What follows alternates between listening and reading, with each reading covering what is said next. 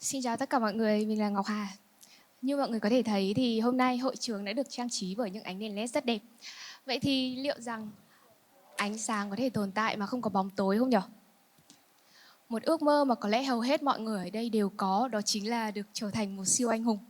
Và mình cũng không ngoại lệ, mình muốn trở thành người nhện. Chắc hẳn là mỗi người đều có câu trả lời cho riêng mình đúng không? Nhưng mà rồi mình nhận ra là bản thân mình thì không có siêu năng lực. Nếu vậy thì trở thành siêu nhân với một chiếc điện thoại biến hình cũng được. Nhưng mà phải là siêu nhân hồng mới chịu nha. Rồi lớn lên thì mình hồng thật, nhưng mình là một kẻ phản diện màu hồng. Đó là vào hồi năm cấp 2 khi mình được bổ nhiệm làm lớp trưởng. Mỗi lần mình kiểm tra bài cũ của các bạn hay nói với các bạn, báo với cô việc cả lớp mất trật tự, ánh mắt mọi người đều nhìn mình như thể mình là kẻ đáng ghét nhất hành tinh vậy. Sau đó thì mình dần thỏa hiệp, mình không kiểm tra bài cũ của các bạn nữa, dần lờ đi những lần mọi người đi học muộn. Chắc hẳn là mọi người cũng từng có những khoảng khắc muốn tiến cử cho những vị trí quản lý nhưng vì sợ bị ghét nên đành ngậm ngùi bỏ qua phải không? Và rồi sau đó đã có một câu hỏi thay đổi hoàn toàn góc nhìn của mình về vấn đề này. Nếu trên thế giới này ai cũng muốn được yêu thích và không bao giờ làm những điều khiến người khác khó chịu thì chuyện gì sẽ xảy ra? Ai sẽ dám đứng ra ra luật? Ai sẽ dám nói với bạn những sự thật mà bạn không muốn nghe? Ai dám phạt bạn khi bạn làm sai? Và có lẽ khi ấy thế giới sẽ chìm trong vòng xoáy, ai cũng muốn được yêu thích nhưng không ai dám chịu bị ghét. Vì vậy nên hôm nay mình đến đây để đưa ra một góc nhìn nghe có vẻ nghịch lý, kẻ phản diện có thể giúp thế giới tốt đẹp hơn. Khi nói đến phản diện thì mọi người có thể hiểu là những người ác, những người làm những điều đi trái với đạo đức và pháp luật gây hại cho mọi người. Nhưng hôm nay chúng ta hãy cùng nói về một kẻ phản diện khác, kẻ phản diện trong mắt mọi người, những người dám làm những điều có thể bị coi là phản diện trong mắt số đông vì lợi ích chung của tập thể. Và cũng chính từ định nghĩa này thì ta có thể thấy là đôi khi điều đúng lại bị coi là điều xấu. Vậy thì tại sao thế giới lại cần những kẻ phản diện nhỉ? Trong một hội nhóm, mọi người thường có xu hướng hòa đồng và tránh xung đột. Ai cũng muốn làm việc theo cách của mình và không ai muốn bị coi là khó chịu khi nhắc nhở hay đặt ra các quy tắc. Kết quả là mọi người có thể sẽ trì hoãn công việc và kết quả chung của tập thể sẽ bị ảnh hưởng. Lúc đó thì ai cũng vui vẻ, ai cũng thoải mái nhưng chẳng ai thật sự tiến bộ cả. Và để phá vỡ vòng xoáy trì trệ ấy thì luôn cần một người đứng ra làm những điều khiến người khác khó chịu. Khi ấy thì họ có thể sẽ nhận những lời nói bóng gió như cỡ cứ làm quá mọi chuyện lên làm gì, làm như hay lắm, cứ ra vẻ ta đây. Họ là người dám nhận sự bất tiện và những ác cảm có thể có từ mọi người, là người nhắc nhở mọi người về deadline, là những người chỉ ra những sai sót trong cách làm việc của các thành viên. Từ đó ép họ làm những điều khó khăn hơn để giữ cho cả tập thể có kỷ luật. Nhưng mà tại sao điều khó chịu lại có hiệu quả nhỉ? Con người thì thường có thiên khiến tiêu cực rất mạnh mẽ. Điều này đã từng được nhà tâm lý học Roy F. Baumeister và cộng sự chứng minh qua nghiên cứu Bad is stronger than good, mô tả là những trải nghiệm tiêu cực sẽ có tác động mạnh hơn với những trải nghiệm tích cực tương đương.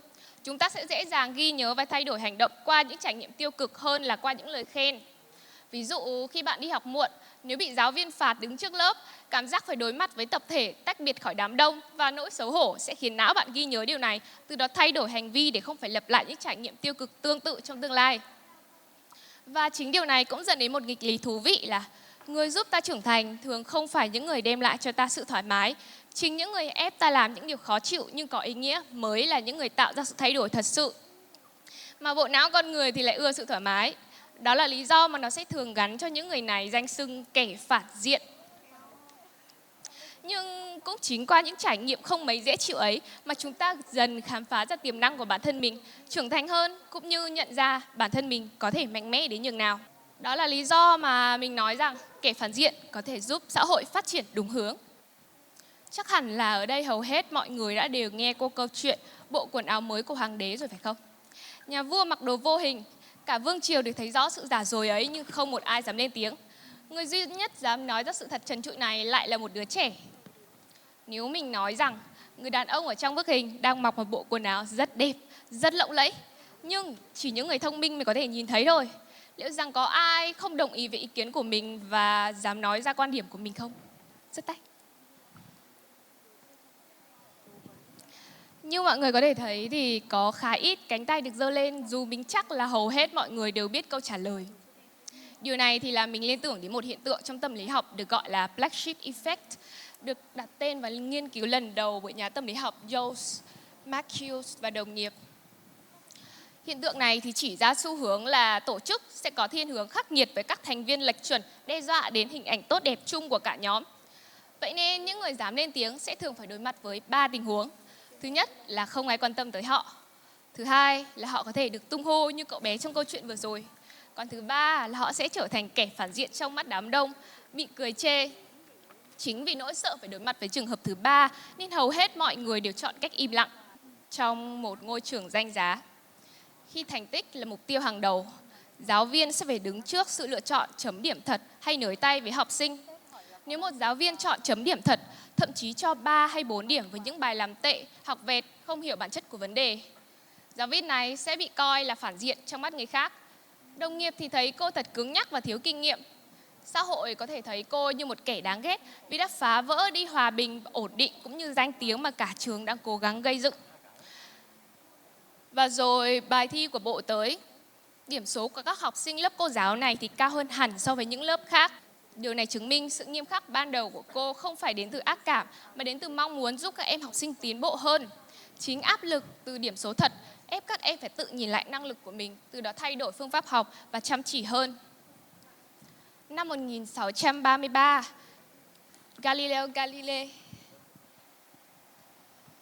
đã bị tòa án dị giáo thuộc Giáo hội Công giáo xét xử và kết án là bị nghi ngờ mạnh mẽ là dị giáo. Nguyên nhân là bởi ông đã cho xuất bản một cuốn sách, trong đó công khai ủng hộ thuyết nhật tâm, cho rằng trái đất quay quanh mặt trời. Dù trước đó đã bị giáo hội cấm khẳng định học thuyết này như một sự thật. Việc ông trình bày học thuyết như một điều đúng đắn, đi ngược lại với cách diễn giải kinh thánh chính thống lúc bấy giờ. Và sau phiên xét xử, ông đã bị buộc phải chối bỏ quan điểm này và chịu quản thúc tại gia đến cuối đời. Khi tất cả chúng ta đều cố gắng hòa mình vào đám đông để được an toàn, để được yêu thích, để không bị coi là phản diện, thì liệu rằng ai sẽ dám đi ngược lại? Ai sẽ dám nói với bạn những sự thật khi nó không thoải mái? Ai sẽ dám chỉ ra những vấn đề khi tất cả mọi người đều cố gắng lờ đi? Và nếu không có những vai trò này, có lẽ xã hội sẽ chìm trong sự tự mãn và dối trá. Họ không được yêu thích, nhưng vai trò của họ là cần thiết. Vậy thì đó là lý do mà mình nói rằng kẻ phản diện có thể giúp xã hội đối diện với sự thật. Vậy thì đằng sau mỗi kẻ phản diện là gì nhỉ? Hãy tưởng tượng mình là một chú cá. Bạn thấy gì ở bức tranh này?